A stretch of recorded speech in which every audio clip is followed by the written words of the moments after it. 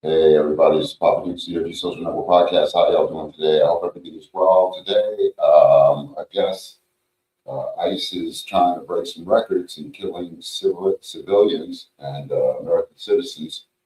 So we need to find out what is going on here. And as I was doing this expose on Greg Bovino, that's when the gentleman, Alex Pelly, I don't want to say his name wrong. Oh Lord, that would be so bad. Preddy. Alex Preddy. He was an ICU nurse that was murdered by ICE yesterday, and I got to tell you, this is getting out of hand. We've now had at least a dozen, if not 2 dozen, people killed by ICE that have not even been mentioned. A lot of them were Latinos and Black people, but now they're going after their own because of the racism and the ideology that's behind it. Because if they are not close to the white supremacist ideology, they're far removed from it. They are now targets for going there. So for me, it's like, okay, all right, you want to go there, you want to see this, and now we have this gentleman is passed away, and it's not good. It's not good at all. So I do want to be able to talk about some things that are very important. Yes. But right now, I just want to give a shout out to Sohan and Craig over at Silk Road NYC 166-30 Jamaica Avenue or Jamaica, Queens. I just want to give them a big shout out, let them know you have a great dispensary over there. Also, this is sponsored by Produce 420, Breed Spectrum CBD, Surfside, Wet Bod Distributors, Silk Road, and JX Cannabis Branding. Thank you so much for having us. But right now we're on a special, how can I say it? I'm currently doing a special on the federal democracy and separation of powers, part 2. And here we're talking about Greg Bovino. He has been, he is the Border Patrol Commander at Large. And everyone thinks he's the director of ICE, but he's not. He is like the commander, the field commander out there. And so Mr. Bovino has been very, very busy in terrorizing the American citizen. There's a man walking through Minneapolis right now who's become the symbol of everything rotten about federal immigration enforcement in America. Greg Bovino. He's the Border Patrol Commander at Large, and he's become a powerhouse public face of ICE-aligned street operations that look and feel like military occupation, especially under the modern #Trump era political playbook. If you've been watching the footage, you've seen the posture, confident, confrontational, and camera. You've heard the talking points about criminal, illegal aliens, and you watched a federal commander toss chemical munitions at civilians and then step to a microphone like it's just another day. This isn't rhetorical heat. It's the lived reality in January 2026. In the United States, where immigration enforcement is being used as a blank check for mass agents and chemical agents and constitutional shortcuts.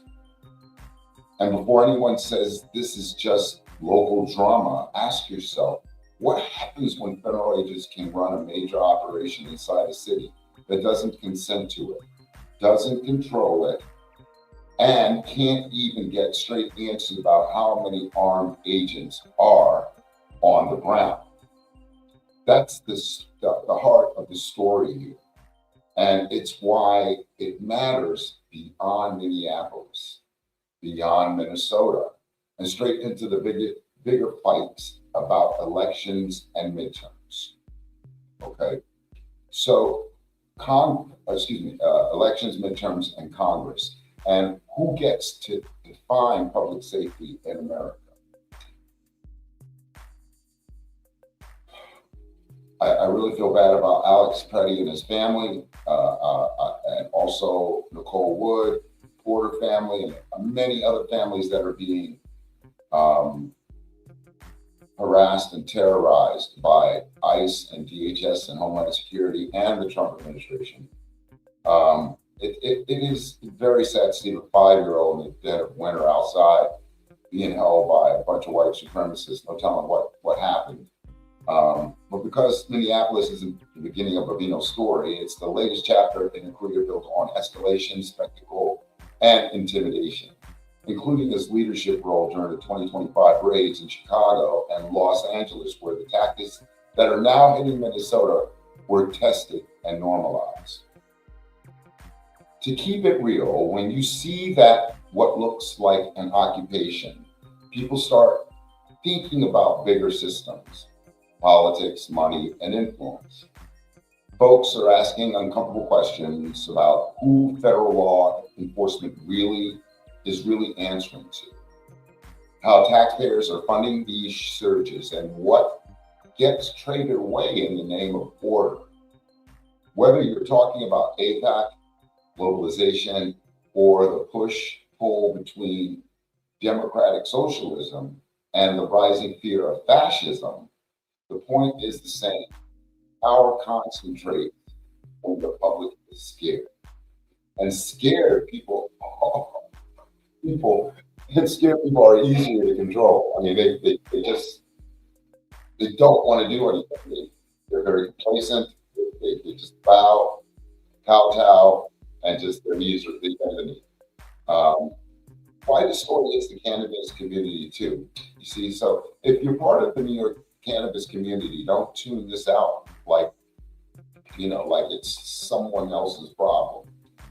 The same enforcement mindset that targets immigrants today can target quality of life compliance and illegal cannabis tomorrow, especially as legalization keeps expanding. But enforcement budgets and politics keep shifting. At the OG Social Network podcast, we spend a lot of time with the operators, advocates, and organizers who already know what over-policing feels like. Whether you're building a brand, pushing policy, or just trying to survive a confusing rollout, you've seen how quickly public safety can turn into pressure on the same communities every time. Mr. Bovino is like, he's like, I bet you he was this kid when he was in high school, was bullied a lot and got tough. And I don't know, but like this guy is definitely the supreme of the white racist. I'll tell you that right now. And to keep it real, when you see what looks like an occupation, people start thinking about bigger systems and the money, the influence. So where is this money coming from? You know what I'm saying? Who is buying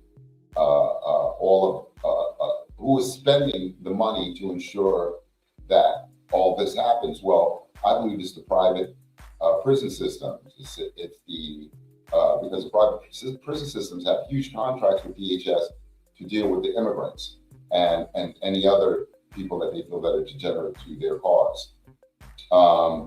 So it's something that we all really need to consider. We're next. That's why this conversation connects to our world. And cannabis activism in New York, women's cannabis New York, hashtag cannabis entrepreneurship, you know what I'm saying? And the real life makeups where a community gets built even tourism, tourism side, like wheat farms, that can be affected. Different issues, same playbook, same risk. Uh, Rights get treated like optional paperwork. Okay. Once we allow the fascist ideologies and white supremacist ideologies set in, you can definitely start kicking your rights away, kissing your rights away. They're going to be gone. They're going to be gone. So, and we really need to be sure we understand this. So the man behind the badge, Greg Bovino was born in North Carolina, Italian immigrant parents, of Italian immigrant parents. Let that sit in, please, for a second. The man helping drive one of the most aggressive anti-immigrant crackdowns in recent American history himself is the son of immigrants. He joined the U.S. Border Patrol in 1996, giving him close to 3 decades inside a system that's expanded its reach, its budget, its appetite for unchecked power. Over time, Bovino didn't just rise, he became a trailblazer for a very specific kind of leadership. The kind that treats local pushback as noise, treats courts as obstacles, and treats communities as territory. He's not a back office bureaucrat. He's on the ground. He's at the press conferences, he's in the footage, he's the guy who doesn't hide behind the statement. He steps into a frame and dares the public to stop it. So what's so cool about this guy is that he's making it easy for us to prosecute him when we're ready. So I appreciate that, my man. And his ideology, it's consistent and public.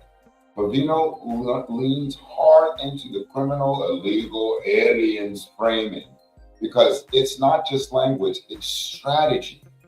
If you label a whole community as a threat, you could justify almost anything done to them.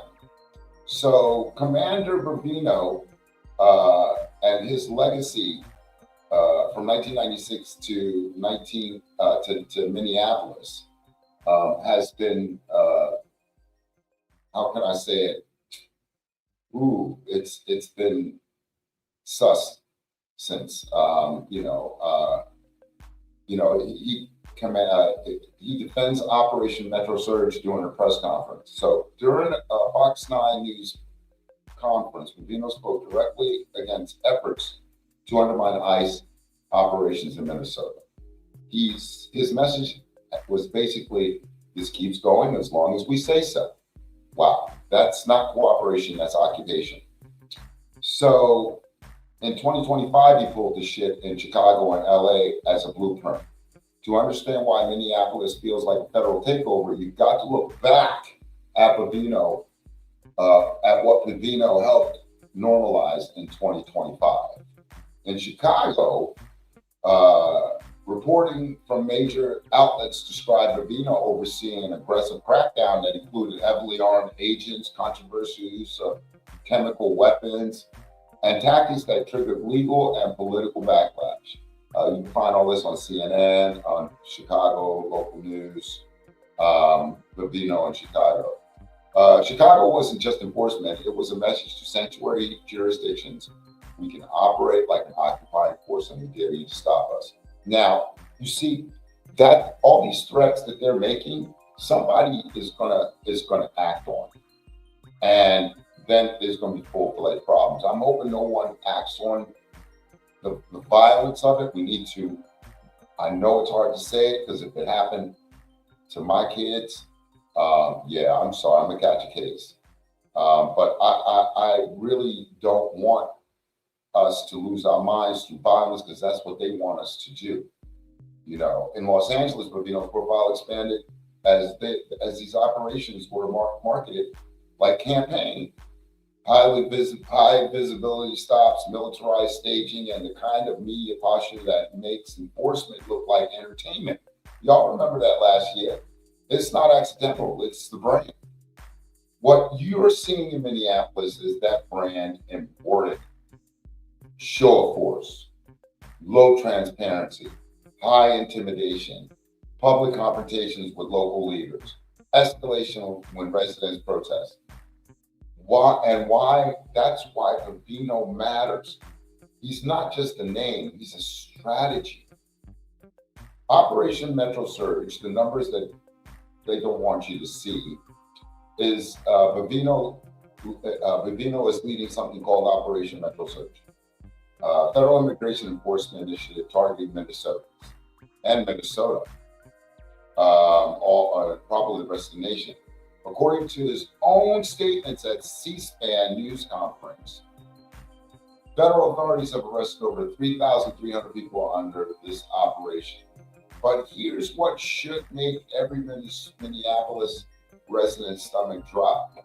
When asked how many federal agents are deployed in that state, Bovino wouldn't give an exact number. He'd only say there were several thousand. So you send a small army into a free state in a nation that is free, and this is where we're going. Several thousand federal agents in one state with minimal transparency, even less accountability, and I can guarantee you that there have been crimes committed, people assaulted, we've already had deaths, we've already had murders. I can tell you these people are pushing it. You know what I'm saying? They're pushing it. You know, with what several thousand looks like on a normal Tuesday is kind of large. Numbers can feel abstract until you imagine the street level reality, though. A surge like that means you can have multiple teams work the same neighborhood on rotating shifts, unmarked vehicles doing loops around schools, clinics, and transit hubs, heavily equipped agents showing up like it's a high-risk raid, even when it's a routine stop. Residents who don't know what agency they're dealing with, what rules apply, or where complaints even go. And you are able to sue the government for this. If you were arrested as a United States citizen and they let you go, you can go right ahead, get a lawyer, and sue the hell out of them. Okay, you definitely want to do that.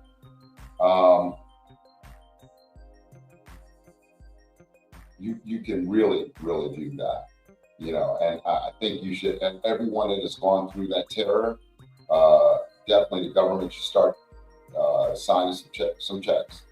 And that uncertainty is the point, and it creates compliance issues and confusion everywhere. This is where the tactic turns into a message. We're everywhere, and you can't stop us. It's psychological pressure, not just enforcement. The tactics, why it feels like occupation, even when they deny it. People call it occupation because the behavior matches the pattern. Visibility as intimidation, tactic gear, long guns, and aggressive posture, speed, quick snatches, fast transportation, limited public info, opacity, no clear chain of accountability for residents, media theater, press conferences that sound like campaign rallies, punishment for resistance, gas, arrest, and escalation when the public shows up. Bovino isn't hiding from the camera, by the way. That matters. A lot of commanders avoid footage because footage creates accountability. Bovino steps into the frame because the frame is part of the operation. It tells supporters we're tough, and it tells targets don't even try. Well, you're not tough. You're a bunch of big fucking pussies. And as far as I'm concerned, please don't. I'm gonna keep my ass in the house because I will catch a case. Sanctuary city police versus federal and run. Here's where it gets bigger than Minnesota. Sanctuary policies. I'm sorry, I said that wrong. Sanctuary city policies versus the federal and run. Here's where it gets bigger than Minnesota. Sanctuary policies exist because cities decide we're not going to turn local services into a deportation pipeline. It's about public trust. People report crimes, go to school meetings, show up to court, get medical help, and cooperation with investigations when they don't think it'll trigger immigration consequences. When federal agencies bypass that with a massive footprint, they aren't just enforcing immigration law, they're effectively rewriting local policy on the ground. Okay, let me say that again. When federal agencies bypass that with a massive footprint, they aren't just enforcing immigration law, they're effectively rewriting local policy on the ground. That's why this becomes a political fight tied with hashtags politics, hashtag religion, hashtag midterms. It's about who sets the rules in your neighborhood. Okay, so you have an Italian immigrant, Italian American who come from immigrants, born in North Carolina, gonna come to your city and tell you how to run it and how to do it. Okay, it's about who sets the rules in your neighborhood. People who live there and vote there, or federal agencies operating with national political goals. And let's not ignore the cost side. Search operation isn't free. You're talking overtime, logistics, gear, vehicles, detention, transport, and the downstream impacts on ports and hospitals. That's taxpayers paying for a strategy that local leaders are often telling you they didn't ask for. So your tax dollars are paying for this terror, just so you know. All right, and for this guy's salary. All right. When things go wrong, Bovino doesn't slow down. He redirects blame. Okay. On January 22nd, 2026, he publicly criticized the Minneapolis Police Department for not assisting federal agents during a protest. The MPD fired back, saying they had no record of a request from federal agents for assistance that day. That was my birthday. They also made clear that the presence of protesters alone is not sufficient reason for MPD to respond where ICE actively is occurring. The exchange isn't just petty politics, it's a power move. If federal commanders can publicly shame local departments into cooperation, they can turn local agencies into unwilling partners or make them look soft to the public when they refuse. Either way, it pressures the system. All right, so if there are, say, about 8,000, let's just say there's 8,000 people, 8,000 ICE, the surrounding Minneapolis area cannot at all cover that. They don't have that many police. So it is kind of sad that they are outnumbered and can't protect their communities. So Mr. Bovino here is definitely, you guys raised him. His mama, his daddy, and white supremacy is not coming back to hit you hard. Wow. We as people of color, we've seen it coming, always saw it coming. Y'all never listen. So that's why local institutions are drawing a line in the matter, drawing a line that matters. So it's one of the last breaks left when the federal machine is already rolling. So here's the core conflict Bovino keeps trying to bulldoze. Local sovereignty versus an expanding federal enforcement. That's crazy, y'all. That's crazy. Local governments are supposed to control local policy priorities. Cities and states have their authority to decide how they use resources, how they build trust with residents, and whether they participate in federal immigration dragnets. Bovino's posture will do it anyway and will do it in your streets. Turns that relationship upside down. And then there's the Fourth Amendment, the part of the Constitution that's supposed to protect all of us from unreasonable searches and seizures. That's been thrown out the window for white people. And for us, it didn't matter, but for y'all, it's thrown out the window now. Y'all need to get it together. The operation narrative isn't just about vibes, it's about weather. People are being stopped without clear probable cause. Arrests are being made without meaningful transparency about warrants.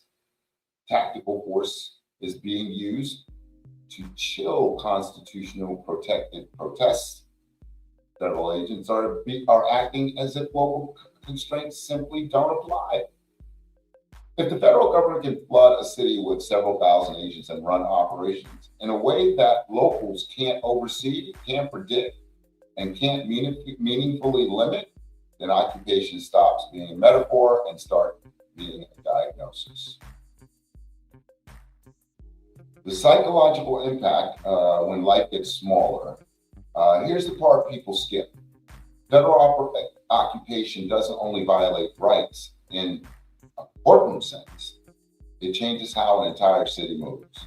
It creates a background level of stress that doesn't turn off, not just during a protest and not just when raids happen, all week. That shows up as parents not letting kids walk to the park because routines week can turn into a chaos fast. Workers not reporting wage theft or abuse because law enforcement presence now feels like a deportation pipeline.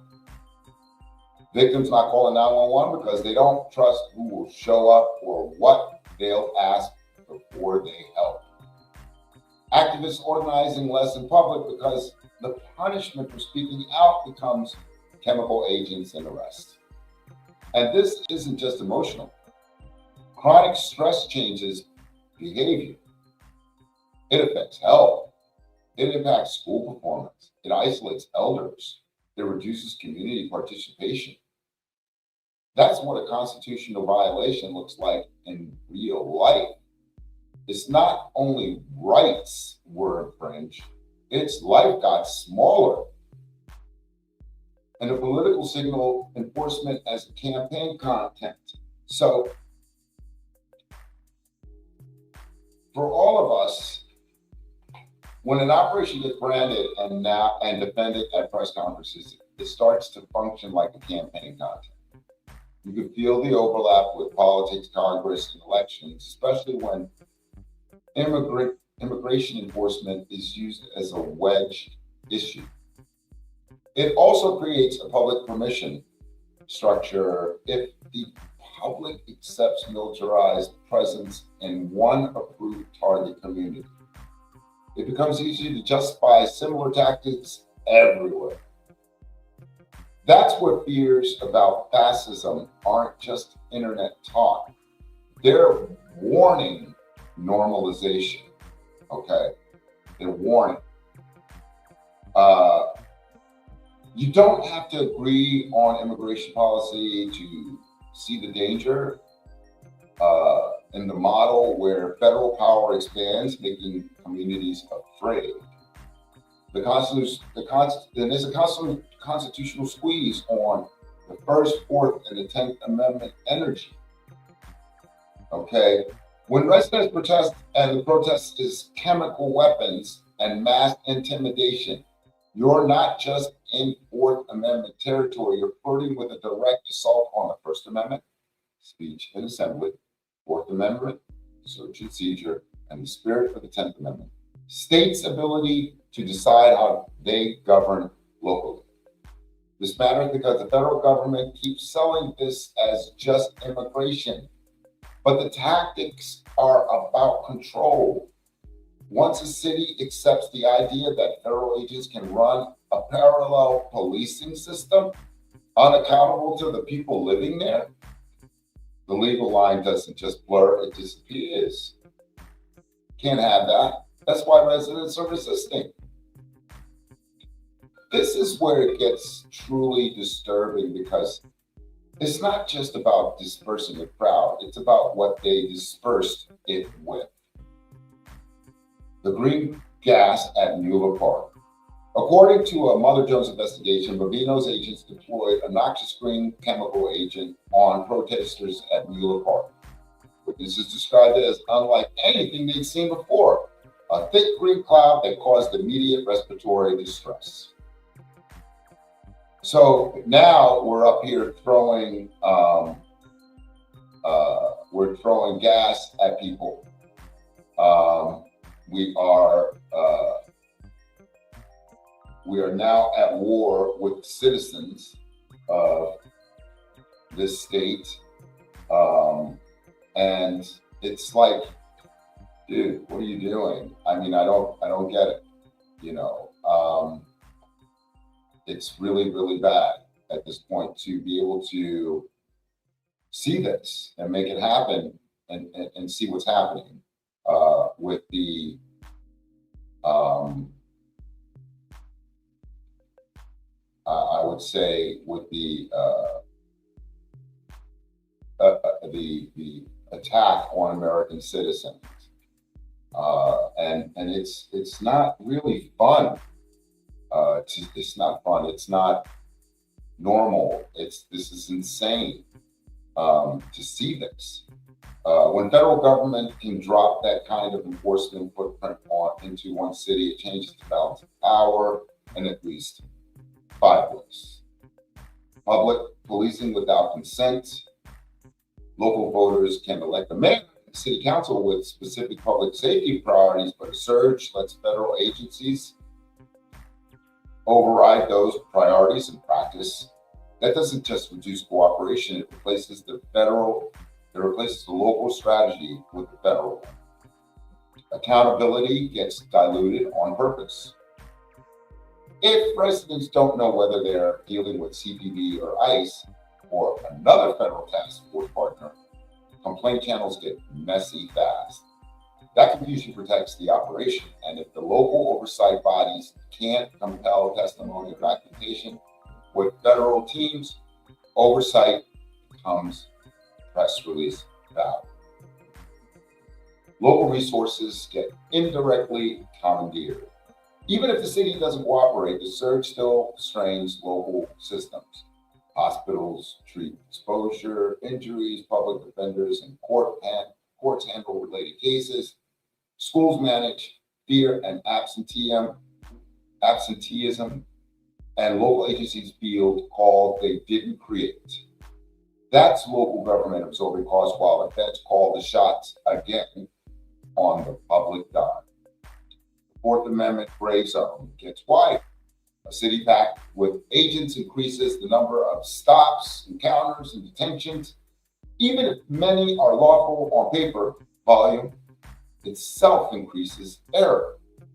Abuse, sloppy standards, more encounters means more chances for constitutional searches, seizures, and wrongful arrests, especially when targets are scared to challenge it. Speech gets chilled through environment, not banned. You don't even have to outlaw protest to suppress it.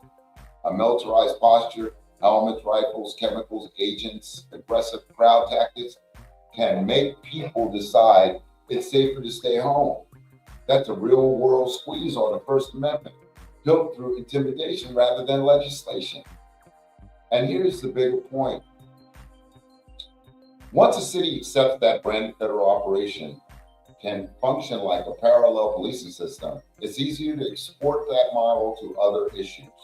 Today it's immigration, tomorrow it's anti-riot, next week is drug enforcement. And if you're in the New York cannabis community, you already know how fast enforcement narrates can pivot, especially when politics, elections, and midterms are in the background. Okay? So yeah, this isn't just a local incident, it's a preview of what's happened when federal power expands by stepping around local democratic control. And that should worry anybody who cares about how a free society is supposed to work. When a federal operation is large enough to bring several thousand agents into a city and it ends in repeated shootings, assaults, even sexual assaults, you're not just talking about one bad moment. You're talking about a system that's behaving like it has permission to suspend normal rules. This was the third shooting involving agents since Operation Metro Surge began. 3 shootings in a matter of weeks. How many more before anyone is held accountable? Governor Tim Walz called the shooting sickening and demanded an end to this occupation. He's right. This has gone far beyond immigration enforcement. This is a state-sponsored violence aimed at breaking a community's will because of the congresswoman they have there and their liberal ideologies that go against the Midwest. It's one of the blue states in the Midwest, And from a constitutional point of view, it's not just use force, it's what happens when the beloved can't verify the basis for stops and arrests. Lethal force is used without immediate, credible transparency. Protest is met with chemical agents to discourage scrutiny. Local leadership is publicly dismissed as irrelevant. That combination is how rights die, not all at once, but through repetition. Mayor Frey to Trump is letting my man know to please act like a leader, right? Yeah, right.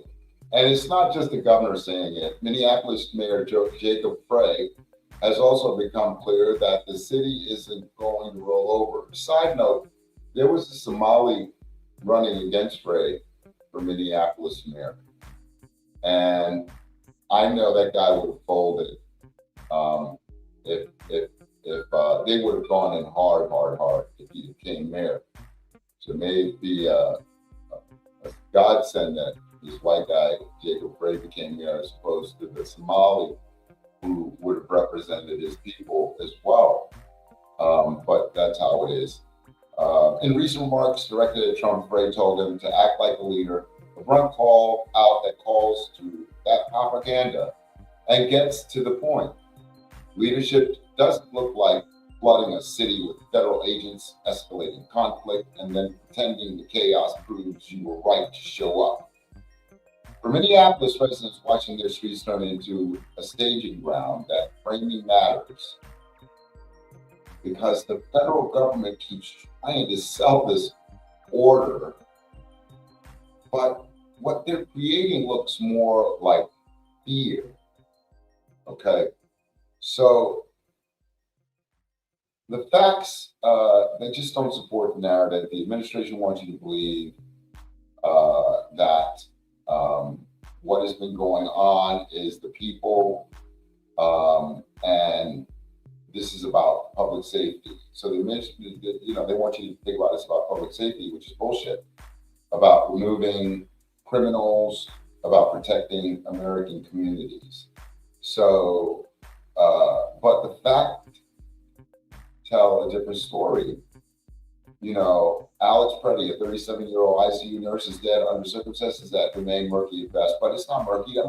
He didn't have a weapon in his hand. He had a camera in his hand. His hand was up. He was helping a woman. She got sprayed. She was knocked down. He was knocked down. They found his weapon. They shot him. Toxic chemical agents have been deployed against peaceful protesters, including exposures tied to concerns about potassium perchlorate, lead, and chromium, per Mother Jones. No judicial warrants have been presented for many of these operations, none whatsoever. Local officials, including the governor and mayor, having publicly condemned ICE and their operations. It's bad. The Minneapolis Police Department has refused to cooperate, citing lack of formal requests and constitutional concerns. This isn't law enforcement. This is intimidation. This is the federal government using military-style tactics against its own residents because they dare to dissent. Okay, Chicago has a $10,000 bond trial, a symptom of desperation, not crime. If you want to understand how deep the anger runs and how unsafe these tactics make everyone, just look at Chicago. In January 2026, a Chicago man went to trial over allegations tied to circulating a $10,000 bond on Bovino's life. The jury ultimately found him not guilty. That's pretty cool. Let's be clear. Nobody should be putting bounties on anyone's head. no violence.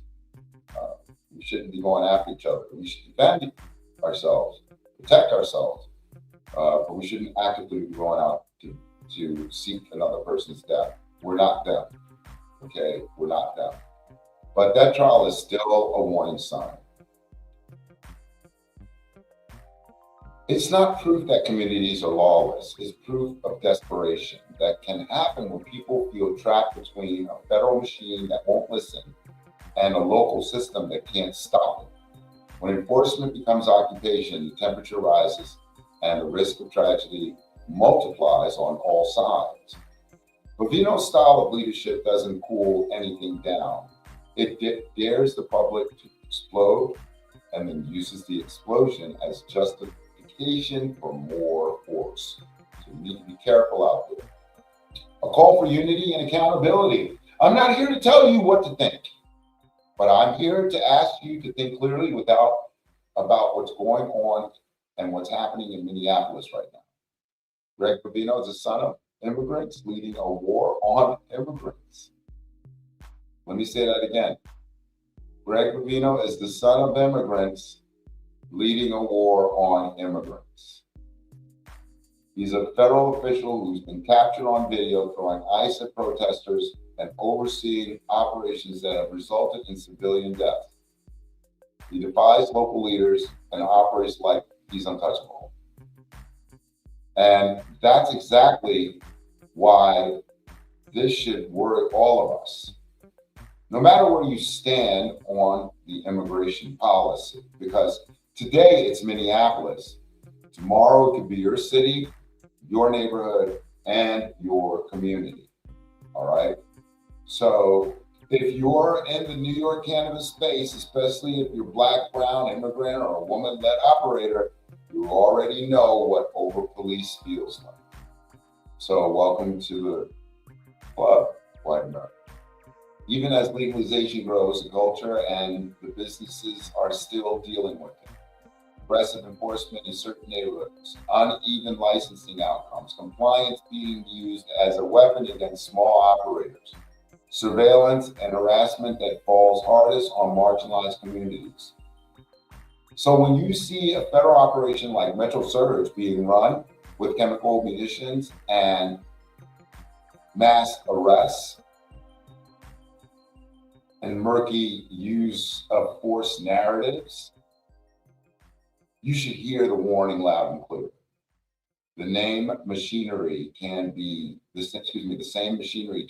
pointed anywhere and everywhere. Today it's immigrants, tomorrow it's public safety, next week it's quality of life, then it's illegal cannabis enforcement. If federal agencies can treat a major city, U.S. city, like a training ground, shrugging off local leadership and normal constitutional boundaries, then marginalized professionals in emerging industries like cannabis are at risk of getting squeezed again. Okay, so not because cannabis is the same as immigration, but because the playbook is the same.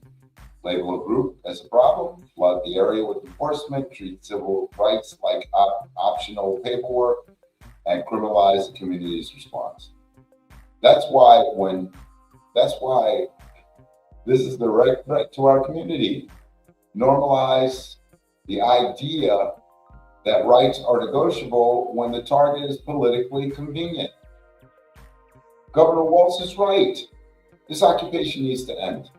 So what do we do?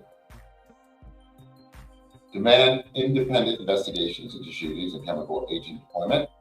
Demand transparency on warrants, arrest criteria, and use of force rules. Support local and national groups fighting for immigrant rights and constitutional protections. Keep showing up peacefully, consistently, and loudly for neighbors being targeted. In New York, push cannabis leadership to publicly oppose militarized enforcement models that always end up hitting our people first. And if you're part of the cannabis community, like we are at the OG Social Network Podcast, don't treat this like someone else's issue. Communities of color have seen enforcement dressed up as public safety for generations. This is the same story new uniform. They want you exhausted. They want you divided. Don't give that to them. So the key takeaways, all right, is Greg Bovino, Border Patrol Commander at Large, is leading Operation Metro Surge in Minneapolis. Okay. And this 2025 Chicago and Los Angeles race helped normalize the exact escalation we're seeing right now. Federal agents under his command have been involved in 3 shootings so far this year and deployed chemical agents tied to toxicity concerns, including potassium, perchlorate, lead, and chromium. And I can guarantee you, the fatal shooting of Alex Peretti, a 37-year-old ICU nurse, raises urgent questions about use of force and accountability. And let it be clear that there were more than 3 people that have been murdered, besides Keith Porter, Renee Olga, and Alex Peretti. That we don't even know, and not counting the women that were assaulted, sexually assaulted as well, who we've seen on camp. The federal occupation narratives is rooted in real tensions between local sovereignty and the Fourth Amendment and white supremacy. The 10,000 bounty trial in Chicago shows how desperation grows when communities feel cornered. Mayor Jacob Frey has told Trump to act like a leader, rejecting intimidation politics. So you all need to stay informed and stay engaged, stay united. Share this piece with someone who still thinks it can happen here. Support local immigrant rights organizers doing direct work in Minnesota. And tap into the OG Social Network podcast at the OGSocialNetwork.com, because we're going to keep naming what this is.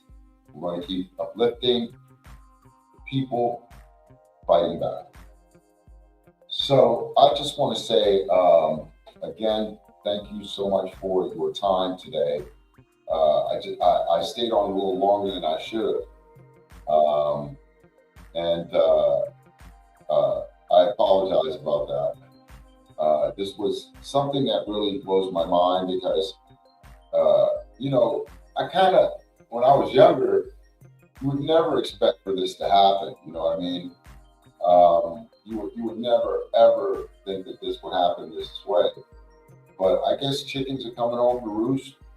2016 gave them courage. And Biden, during Biden's administration, well, actually, it all kicked off when Obama was elected. So now we're at a point where, it's white supremacy is coming out. It's out there. It's out there, y'all. And y'all need to step up. Y'all need to step up. I'm serious. Let me take this quick commercial break. Proteus 420. Be right back. At Proteus 420, they provide high-quality services and educational resources to support your growth and help you thrive in the cannabis community. Efficient inventory management ensures you maintain a reliable product supply and avoid stock shortages. Their point-of-sale service tracks sales activity, helping you identify best sellers, top employees, and valuable customers. Stay compliant with built-in reporting, alerting you to the latest state and local regulations. With payment processing, accept payments seamlessly across various methods, including cash and debit. Their customer relation management system builds loyalty, ensuring tailored offerings for repeat business. Proteus 420, empowering your cannabis business for success. All righty, y'all. I want to give a big shout out. The Silk Road over there, 166-30 Jamaica Avenue. God bless them, Sohan, Trey, and the great people over there servicing that community. Again, I want to thank you all so much for joining me today. This has been a really weird time. I started like 40 minutes late, so sorry for all of you that may have been waiting. Actually, to tell you the truth, I was taking a nap, and that snow out there. Wow, weather's been amazing. It's beautiful, beautiful winter snowstorm. And of course, Barchester was trying to get all the snow up, and it just kept coming back, so they gave up. But again, thank you so much for taking the time to be with me. You do have my GoFundMe is kicking off. So please need your help. GoFundMe, we're trying to reach 50,000 in 6 months to be able to have the operations run smoothly, and merch operations, contractors, consultants, got to pay for those. And also, I need a little bit too. So, but thank you all so much for coming and for viewing. For those of you that viewed, sorry, I was not on the live on IG, so I'll make sure I post on IG as well. Again, peace and love. Thank you so much. This is Papa Dukes of the OG Social Network Podcast, and I am out. Again, help me with the GoFundMe. We have so much going on. I have so much to do. Oh, and thank you so much, Sohan, for hosting the podcast Thursday on my birthday. Thank you, Lola and Bastinado and Megan's O'Malley for attending the podcast. Lewis Webba, thanks for showing up. Appreciate you, brother. And your old lady's beautiful. God bless you. Thank you. God bless you both. Be at peace. We'll talk soon. All right. Pop G. Pop OG. Remember to relax, relate, and release.